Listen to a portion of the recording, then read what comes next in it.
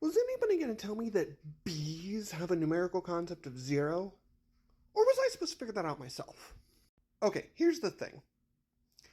If you have a numerical concept of zero, that means that you know that zero is a number and that number is less than one. It's been thought that understanding zero as a number is one of the precursors to our society that helps make us intellectual. Some people thought it's what made us different than other animals, but other vertebrates do it, and now we know bees do it. A study by Howard et al. Found that bees can understand zero.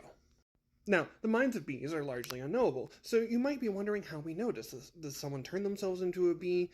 Did we read a bee's mind? I mean, it's not like we can just ask a bee. Or can we? You see, to do this study, they showed bees a series of cards, and you reduce the number of dots on the cards each time. Each time the bee chooses a card with fewer dots, they get a reward.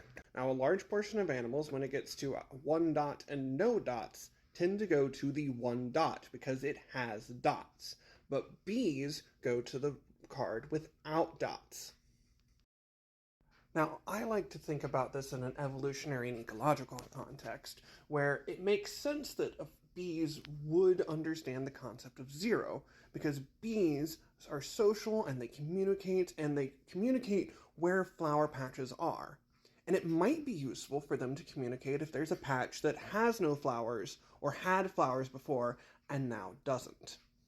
Really, the more we learn about the animal kingdom, the more we realize that intelligence is everywhere and it's not always the way we think it should be, and that there's really more than one way to make a brain.